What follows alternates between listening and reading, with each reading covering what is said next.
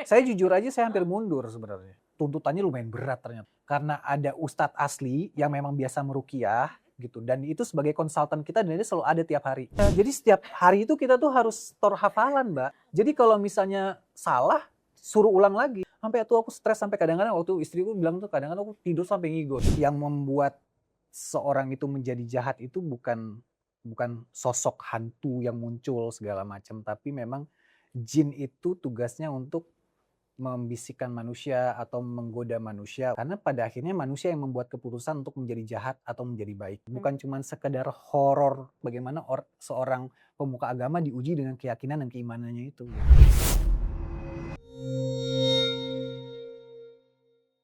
Sobat Pro 3 Siniar mana nih pecinta film, terus kalau udah weekend scrolling-scrolling, wah film apa ya yang asik-asik, film apa ya yang seru-seru, tapi filmnya harus kayak film Indonesia aja deh maunya. Tapi ini tunggu dulu, ada film Indonesia, ini judulnya Munafik, yang pastinya nanti akan bakalan tayang dan kebetulan juga ini di studio Pro 3 Siniar udah kedatangan cast-nya nih, ada Kak Isabel sama Kak Dimas. Hai, halo. Kak Isabel sama Kak Dimas, ini vibes-nya kelihatannya 2000-an banget gitu dua-duanya. Oh iya, Padahal yang satu udah klaim, "Ah, enggak nih, aku anak 90-an banget," gitu. Yang satu, wah tetap dengan cetar banget gitu di Instagram. Aku mau ke Kak Isabel dulu. Apa sih Kak rahasianya ini Kak Isabel tuh nggak nyangka banget begitu loh. Saya anak 70-an justru. 70-an ya? Iya, beneran sih gak kelihatan banget kan, beneran kan? Coba Lahirnya aduh. 70-an, tapi mungkin mulai saya modeling tuh sekitar tahun 80-an. Tahun 88 sih udah akhir, tapi dimulai dengan teenager dari majalah di zaman itu, yaitu Mode, terus Gadis, Anita Cemerlang, banyak sih majalah-majalah remaja waktu di saat itu, dan tapi saya juga spesifikasinya lebih kepada catwalk, runway. Jadi di fashion baru habis itu ke film di usia 45 justru saya mulai. Dari usia 45 tahun. Karena Itu ada demand definisinya. menjadi ibu. Oke, tidak ada kata terlambat definisinya ya Betul. Kak ya. Oke. Nah Kak, ini kan judul filmnya Munafik ya, dari Kak Isabel sama Kak Dimas. Kalau yang paling munafik ada yang mau ngaku nggak nih? Siapa? Kita manusia selalu munafik iya, ya. iya. Oh selalu ya. Jadi Kalau menurut saya dua-duanya. nggak terpungkiri ya, pasti ada sifat-sifat itu yang dengan secara alami pasti. Walaupun kita nggak sadar ya. Walaupun kita nggak sadar, benar. Gitu. Nah kabarnya nih Kak, Sehari-hari ini ya. film kan juga diadaptasi juga ya dari Malaysia ya Kak? Iya. Film Munafik ini asal Malaysia.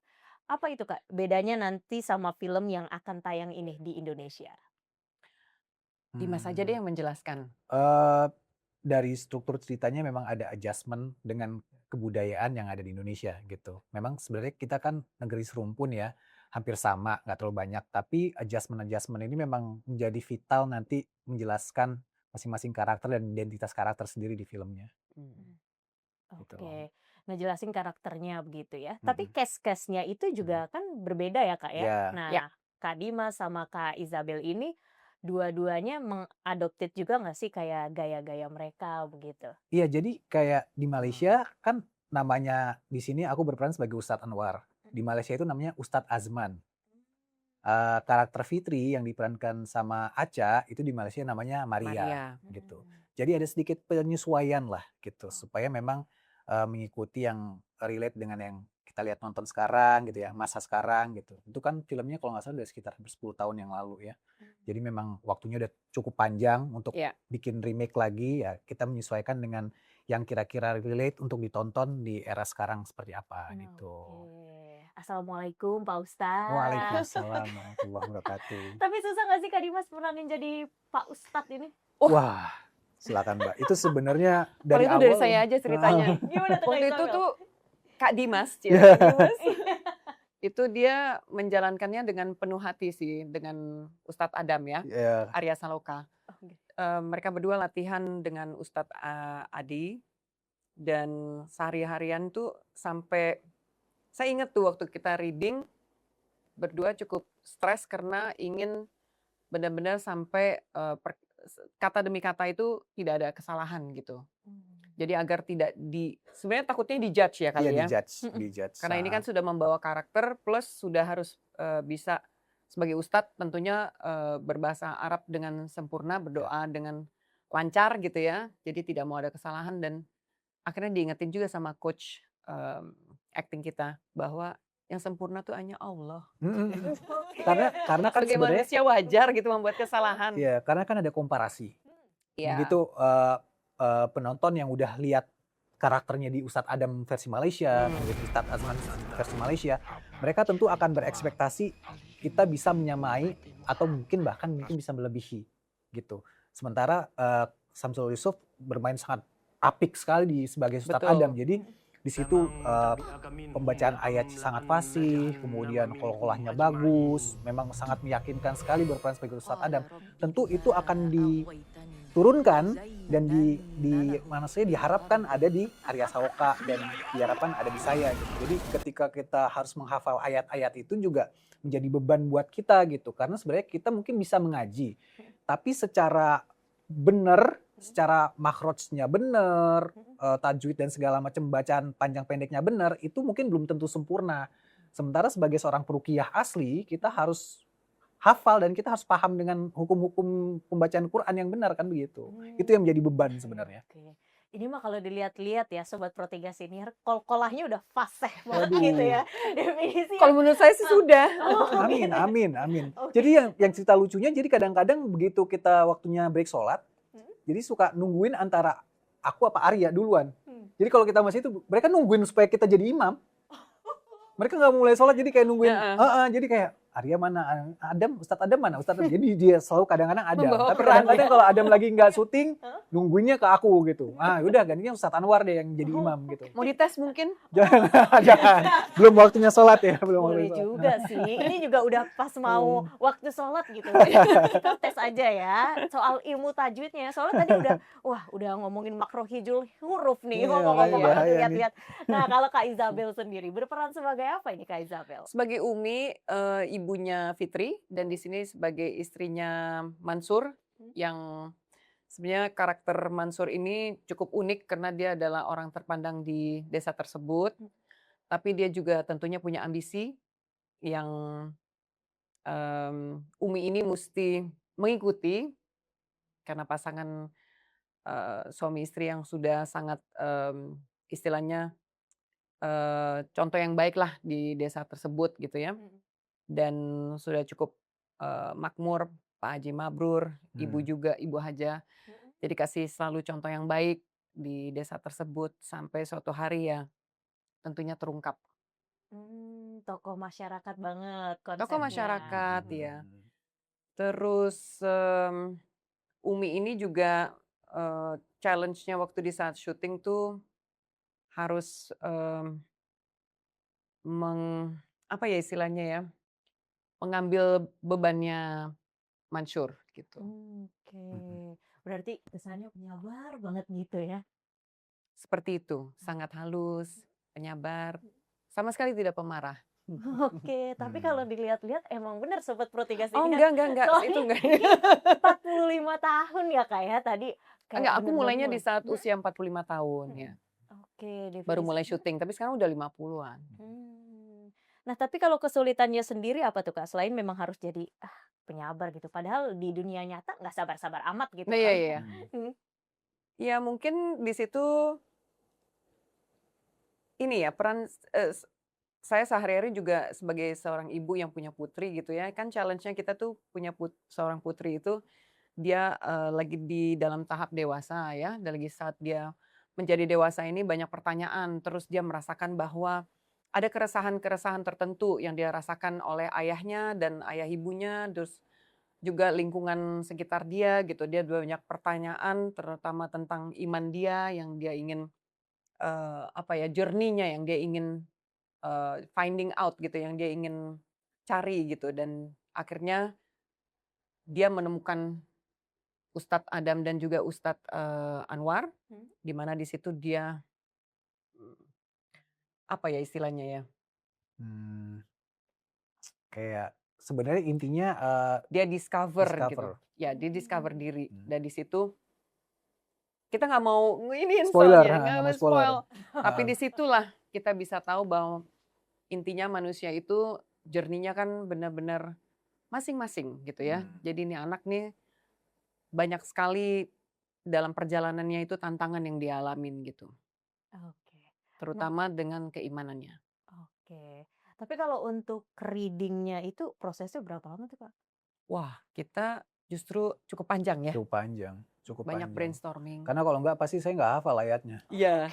Heeh. Paling panjang sih Ustadz Anwar sama Iya. Ustadz Adam. Intens itu Oke, setiap itu hari. tantangan juga ya menghafal ayat ya, Kak, ya? Itu tantangan terberat sebenarnya. Oke. Saya jujur aja saya hampir mundur sebenarnya. Oh gitu.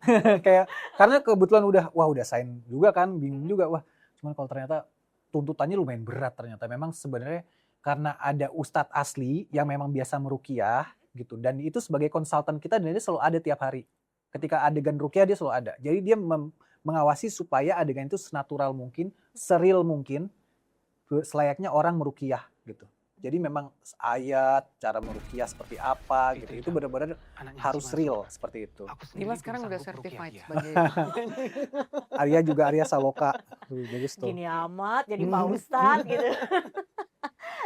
Tapi kalau proses syuting ini di mana? Kalau bawa-bawa vibes ruqyah kayak tempatnya wah agak-agak ya, serem-serem gitu ya? Iya, iya, iya. Hmm. Itu yang lokasi yang di puncak itu kan waktu itu ya, itu yang Mm-mm. memang vibes-nya paling kenceng ya, berasanya tuh Ada Sukabumi. Sukabumi, tapi yang di puncak itu Puncak. pertama kali si sosok itu katanya Iya. memang muncul ya gitu. Jadi memang ya vibes-vibes-nya itu kayaknya disesuaikan dengan kebutuhan dari film sendiri kayaknya. Jadi untungnya memang waktu di puncak itu juga setelah kita tahu sebenarnya inti dari jin itu seperti apa. Di film ini aku lebih banyak tahu ya. Yang membuat sebenarnya manusia tuh kepada jin tuh kita nggak perlu takut sebenarnya. Gitu loh. Kalau kita melihat jin itu, kalau kita melihat dengan kasat mata dari kepala, dia bisa merubah objek itu menjadi apa aja. Tapi kalau kita udah dengan yakin tuh sebenarnya kecil banget, Mbak. Kecil banget sebenarnya jin. Ini Pak Ustadznya udah ngustad Enggak, banget, bener. Ini aku Saya bilang bener loh. asik gitu Bener kayak loh. Pak Ustadznya ngustad banget ini ilmunya bener-bener Enggak, kayak. nih, saya yakin nih setelah nonton film ini ya, harusnya kalau misalnya nangkep ya, Arya tuh pasti udah nggak takut dengan makhluk halus, udah tahu dia. Saya juga setelah itu saya udah nggak takut sebenarnya. Tadinya padahal penakut. Tadinya saya masih berpikir dan mikir-mikir kayak apa benar apa enggak. Tapi sekarang saya yakin karena memang sebenarnya itu kan udah dijelaskan di Quran, manusia untuk sebagai khalifah gitu, sebagai pemimpin. Masya Allah, tabarakallah. Ayatnya apa coba Kak? Aduh, saya mau bacain nanti panjang Mbak, panjang. Oh, gitu. Kita ngobrol aja dulu. Tapi kita banyak lokasi-lokasi yang cukup seru dan juga sampai sebenarnya sih lokasinya sampai ke Jawa Timur. Dan itu juga kita jalanin lewat darat karena memang nggak bisa semuanya. Jadi naik pesawat dulu sih, tapi abis itu kita harus perjalanan cukup jauh. Dan lokasi-lokasi yang menurut saya luar biasa ya. Iya, kayaknya belum terjamah ya. Belum Terjamah. Jadi emang untuk kesananya effort keras, tapi begitu sampai sana, oh ternyata memang sebagus ini, emang harus jadi set, memang kita harus berjuang untuk sampai ke titik itu supaya dapat gambar visual yang bagus. Belum lagi hujan terus lumpur ya. Gitu. Itu berapa lama prosesnya Kak? Kayaknya Sebulan. total 2 sebulan. Sebulan. Oh, sebulan full. 35 hari kalau nggak salah. 35 hari ganti-ganti lokasi. Iya, pindah-pindah Yes. lokasi. Dari Jawa Barat ke Jawa Timur. Iya. Gitu ya Kak. Iya. Oke. Nah kalau hujan-hujan gitu Kak, itu dilanjutin sama proses reading atau gimana Kak? Nungguin hujannya? Sebenarnya kalau kita film tuh biasanya kita selesaikan dulu semua di reading, abis itu pas syuting biar lancar. Jadi kita selama proses reading itu kita sudah brainstorming, sudah ngebahas titik balik dari apa yang ingin dituju, dari purpose film itu sendiri, terus karakternya, semua kita gali gitu. Jadi nggak mungkin kita di saat syuting tuh masih menggali ya, masih brainstorming. Mungkin ada perubahan-perubahan tapi Tapi kecil. ada, karena Mas Guntur ini sangat detail. Jadi pas syuting tuh banyak yang dipikirin mendadak di set tersebut.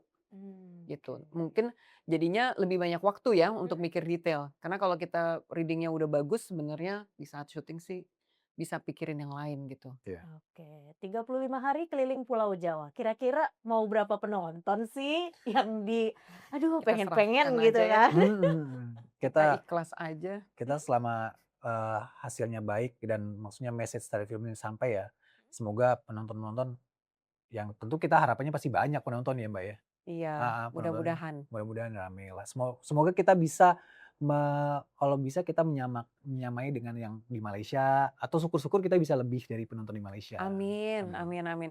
Yang pasti kita memang menikmati sekali waktu di Hmm. saat syuting itu. Capek Capek. tapi kita puas gitu. Capek. Oke. Jadi semoga ya yang nonton juga puas. Bonding sesama pemainnya gimana tuh, Kak? Seru. Seru. Kebetulan kita semua udah masing-masing udah kenal, pernah Oh, project iya. bareng gitu. Jadi ketemu di situ kayak reuni aja gitu. Reuni satu sama lain, cuman ya dengan masing-masing dengan tipikal yang berbeda, karena mungkin waktu itu Benar. punya lagi ada solving problems masing-masing sendiri gitu. Terus dengan karakter yang begitu serius masing-masing di ini, tuntutan karakternya seperti ini. Jadi ketemu lucu-lucuan, tapi kayak ada satu berat beban di si pundak masing-masing yang membuat ya agak sedikit berbeda aja lah. Oke. Tapi sebelumnya memang sering main film horor ya, Kak Dimas? Ya kebetulan ya. Memang iya. Oh. Tapi emang itu berdasarkan kesukaan apa gimana sih? Enggak, aku kalau Panggilan. ditawarin aku disuruh kalau pilih antara film horor apa action, aku akan ngambil horor. Oh gitu. Karena lu tantangannya lebih seru. Bukan, karena satu action tuh menurutku aku bukan tipikal yang suka gedebak-gedebuk. Oh, iya, gitu iya. ya. Jadi memang daripada action mendingan aku ngambil horor. Jadi takut cedera lah. Horornya ke drama kali ya. Horor. Pokoknya sih selama ada tawaran horor yang menurutku masih klik di ini ya, kan kita kan harus di iya, sini iya. dulu ya gitu. Kalau oke ya udah jalan. Tapi peran Pak Ustadz baru pertama kali? Oh, udah sering. Oh, udah sering. Sering, Tapi beda-beda. Tapi ini yang paling kayaknya Ter-challenge ya? ter-challenge. Ya, ya. Jadi aku ingat banget waktu lagi workshop tuh ada Baskara Mahendra waktu itu masuk kan. Terus aku bilang sama dia, ini lagi pada ngapain sih kok pada serius banget mukanya, padahal kita tuh lagi nggak serius, tapi ternyata karena kita lagi break itu karena kita udah kebawa serius dengan hafalan ayat, jadi mukanya tuh udah dikenceng. Aku ngerasa di saat kita waktu pas munafik itu, pas kita break itu kita dituntut untuk istirahat juga karena banyak sekali yang kita jalanin tuh dari perjalanan sampai ke skrip sampai segala tuh kita harus fokus gitu. Stres loh itu. Berasa banget. Di setnya pun kita harus fokus karena setnya itu sangat detail gitu. Detail. Ada kalau di yang set aku alamin juga dari pagi sampai sore aja tuh itu bener-bener setnya dengan penuh api, dengan penuh ini. Jadi kita harus sudah siap itu mentalnya. Oke, berarti bondingnya memang biarpun sekalian reunian gitu kan, lo lagi. Oh kalau di luar itu iyalah kita langsung loose sih. Iya, Tapi kalau pas sudah di set kita harus fokus sih. Harus fokus. Nah kalau untuk fokusnya itu langsung kebangun begitu aja atau gimana Kak? Enggak lah, kita kerjakan di saat reading itu. Karena kan sebenarnya kalau kita ada di set itu kan kerjasama ya. Iya. Kita nggak ada yang pengen main bagus sendiri nggak gitu. Jadi kita tuh biasanya kita discuss sama aktor yang ada di set gitu, kita mau bawa adegannya gimana. Terus kita ngobrol lagi, discuss lagi sama sutradara maunya gimana. Nanti kita masing-masing ngatur tuh.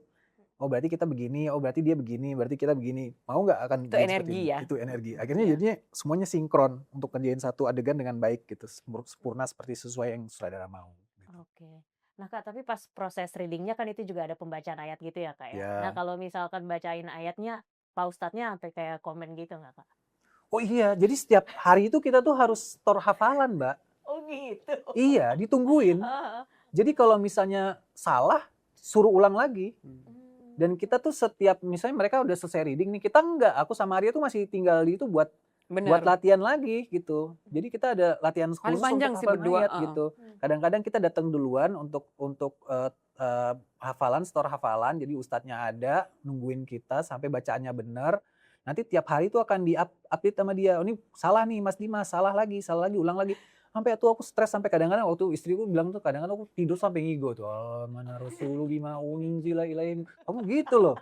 Sampai kamu kenapa kasihan liatnya gitu. Saking kayak harus ngafal ayat seperti itu gitu. Oh gitu. Sampai kebayang-bayang. Kalau Kak Eliza sendiri ada sampai kebayang-kebayang gitu nggak Kak? Enggak. Aku mungkin lebih fisik sih. Waktu pas di set itu yang aku harus persiapkan adalah lebih ke badan adaptasi. Badan aku ini waktu itu intinya tuh harus luwes dan harus menahan panas dan dingin, harus menahan rasa sakit, harus ya pokoknya macam-macam. Jadi itu yang lebih fisik. Karena kita ada daerah yang dingin ada, pindah ke daerah yang panas ada gitu. Jadi macam-macam deh kita ini cuacanya. Oke. Nah, kalau tadi pindah-pindah lokasi syuting itu kan juga jadi tantangan juga Hmm. ya, Kak, ya. Tapi kan ini juga berbau syuting film horor. Ada adegan-adegan, agenda-agenda yang kehororan juga gitu nggak, Kak, di sana? Hmm, Aman sih aku ya, aman sih. aman, lancar. Mhm. Alhamdulillah semua baik-baik saja. Aman lah Pak Hmm. Ustadznya langsung 3 gitu Iya. di lokasi gimana Enggak, nggak karena fun fact-nya aman? Mbak, fun fact-nya tuh pas setelah kita berhasil menghafal itu ayat-ayat itu, ustadznya bilang begini gitu, "Mas Arya sama Mas Dimas habis ini udah bisa ngeruqyah orang," katanya. "Ah, yang bener Pak Ustadz," gitu. Iya, karena ini semua Heeh. ayat-ayat yang saya pakai, yang saya bacakan ketika ngeruqyah orang, ini semua ayat-ayatnya, dibilang gitu. Jadi udah katanya certified, nanti mau Mas Arya, Mas Dimas mau ngeruqyah diri sendiri bisa, mau ngeruqyah misalnya ada orang di rumah lagi kenapa-napa bisa, dia bilang. Iya bisa ya meruqyah diri sendiri ya? Bisa meruqyah diri sendiri, bisa Udah coba, ngeruqyah Kak? rumah. Hah? Udah coba? Rumah, Oh rumah? rumah. Oh. Heeh. Coba ke rumah gue habis ini. Pak Esa langsung kayak, "Iya Ada nih." fee, ada fee. Nggak boleh Ada dibayar. fee Nggak ini, boleh fee dibayar. Ustadz. Oh iya nggak boleh ya? Nggak boleh Tapi kalau dari dibayar. rumah sendiri itu gimana tuh Kak rasanya tadi setelah udah ngeruqyah rumah sendiri? Ya itu kan sebenarnya masalah keyakinan, masalah ketenangan diri Iya. aja sih Iya. ya Mbak ya. Sebenarnya kan makhluk jin dan manusia itu kan punya dunia masing-masing gitu. Dan kita tuh harus sadar sebenarnya jin ada diciptakan, manusia juga ada diciptakan. Semua itu tergantung bagaimana keyakinan kita memandang posisi masing-masing makhluk ciptaan Allah gitu. Iya. Ih, jadi kok jadi berat ya Iya, ngomongnya. Iya loh. tapi setuju sih aku. Heeh. Kan kita menghormati ya. Iya, semua udah dikasih porsinya masing-masing gitu, Betul. dunianya masing-masing gitu. Nah Kak Eliza sendiri tadi rumahnya kenapa Kak? Horor? Isabel. Oh Kak Isabel. Kok Eliza? Nggak apa-apa dong. Heeh. Enggak, rumahku Enggak, nggak horor. baik kok. Cuman waktu itu cuman agar energi baik aja Benar, ya kan. Bang. Energi baik itu Segala ciptakan semuanya, sendiri, Mbak. iya benar. Kelancaran untuk semua tuh menurut aku nggak perlu horor sih. Mm-mm. Iya. Kebawa nggak sih Kak tapi di rumah? Oh enggak. Kalau aku tuh tipe yang kalau udah selesai kerja ya udah selesai aku switch langsung. Kalau Nah, enggak itu ya kebawa capek ya. caranya gimana sih Kak kayak gitu? Belajar. Mm-mm. Belajar untuk shifting aja agar kita tidak membawa pekerjaan ke rumah dan rumah Ya. ke pekerjaan. Karena di saat kita kerja juga kita nggak bisa tuh membawa masalah-masalah rumah gitu, nggak Ya. mungkin. Biarpun kadang-kadang di bawah alam sadar kita mungkin terbawa, tapi tetap kita harus mengingat bahwa di sini kita lagi bekerja, saya profesional dan saya harus melakukan ini dengan penuh hati gitu aja. Berarti lewat kayak sugesti diri sendiri aja gitu Kak? Iya, mungkin itu seperti belief ya. Kita tuh kalau membawa karakter kan kita percaya bahwa kita adalah karakter tersebut di hari itu gitu ya. Jadi sama aja gitu. Jadi udah selesai kerja ya lepaslah, kendorin aja semuanya gitu kan. Iya. Habis itu ya kita switch lagi karena kalau enggak ya hidup kita sengsara ya. Tapi emang ini tawaran pertama film horor atau sebelumnya emang udah sering film horor juga? Sudah beberapa kali, tapi memang belum banyak Kak Dimas, belum sebanyak Kak Dimas. Tapi film horor aku sudah ini yang keempat ya kali ya. Ya. Oh keempat ya Kak? Tapi nggak selalu horor sih. Oke. Maksudnya ada peran-peran di mana di situ aku berperan sebagai antagonis, tapi ada juga protagonis gitu. Tapi kalau untuk peran sebagai seorang ibu ini? Seorang ibu di film horor selalu sebagai seorang ibu, kecuali satu kali aja waktu itu bukan sebagai seorang ibu, tapi kan ibu ada yang di mana saya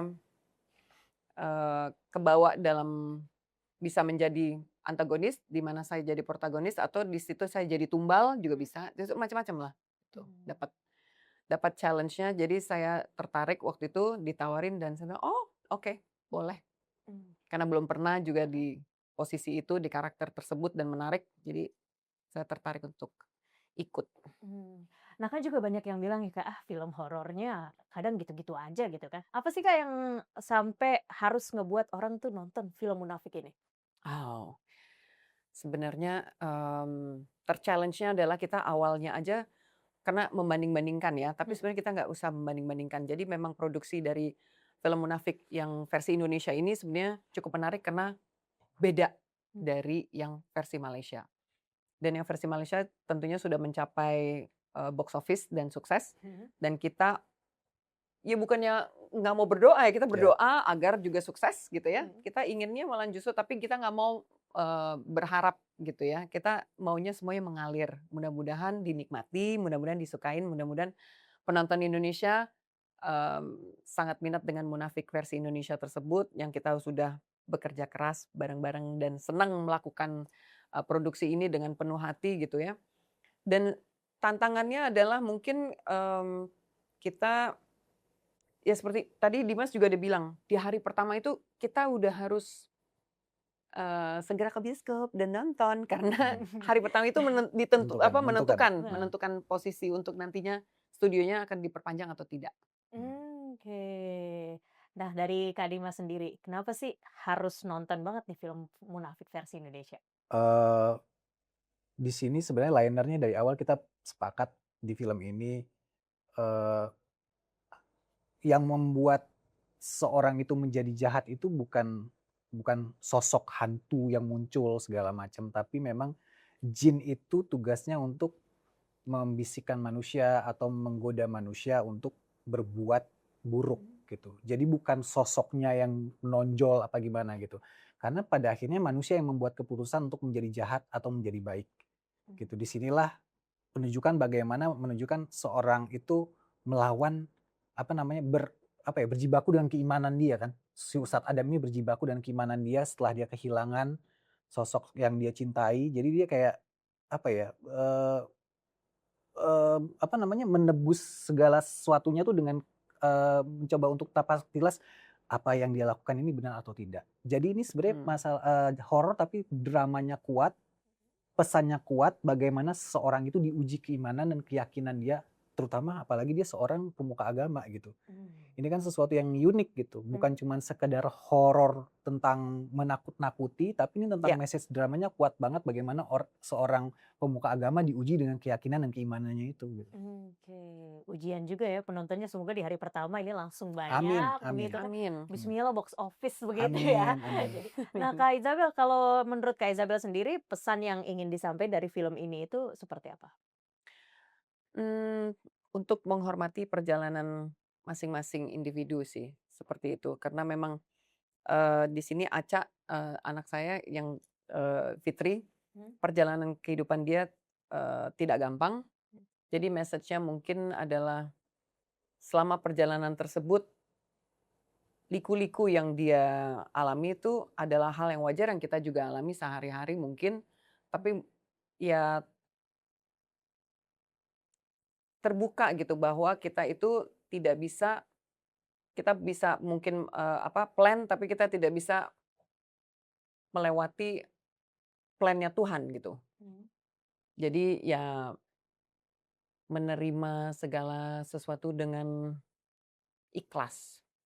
Saya nggak tahu ya, mungkin mungkin saya ngomong kayak begini tuh kedengaran klise, tapi sebenarnya tuh filmnya, pesannya satu, bahwa ya kita ini adalah manusia gitu aja. Hmm. Kayaknya sih filmnya emang narik emosi dan relate banget sama kehidupan Ya. nyata ya Kak ya? Betul, sangat.